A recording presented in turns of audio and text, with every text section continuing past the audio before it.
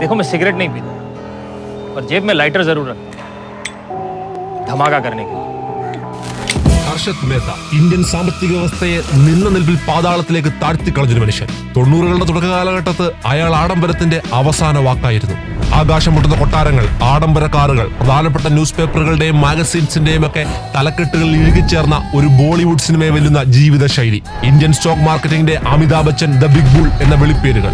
പക്ഷെ വർഷങ്ങൾക്കിപ്പുറം ഇന്ത്യൻ ഓഹരി വിപണി കണ്ട ഏറ്റവും വലിയ സാമ്പത്തിക തട്ടിപ്പിന്റെ വക്താവായാണ് അയാൾ അറിയപ്പെടുന്നത്. അന്ന് യഥാർത്ഥത്തിൽ എന്തായിരുന്നു സംഭവിച്ചത്? ഹർഷത് മേത്ത മാർക്കറ്റിൽ തന്നെ ഏറ്റവും മൂല്യം കുറഞ്ഞ സ്റ്റോക്കുകളിൽ വൻതോതിൽ ബാങ്കിൽ നിന്ന് സംഘടിപ്പിച്ച അനധികൃത പണം ഉപയോഗിച്ച് നിക്ഷേപങ്ങൾ നടത്തുന്നു. സ്വാഭാവികമായും ആ സ്റ്റോക്കുകളുടെയൊക്കെ മൂല്യം 10 മടങ്ങ് ഇരട്ടിയാവുന്നു. ഇതുവഴി നിരവധി റീറ്റെയിൽ ഇൻവെസ്റ്റേഴ്സ് ഇതേ സ്റ്റോക്കുകളിലേക്ക് വീണ്ടും വീണ്ടും ഇൻവെസ്റ്റ് ചെയ്യുന്നു. ഈ സ്റ്റോക്കിന്റെ മൂല്യം വീണ്ടും ഉയരുന്നു. പക്ഷെ ഒരൊറ്റ സുപ്രഭാതത്തിൽ ഹർഷത് മേത്ത തന്റെ ഓഹരി ഇതിൽ നിന്ന് പിൻവലിക്കുകയും കൊള്ള ലാഭം നേടുകയും ചെയ്യുന്നു.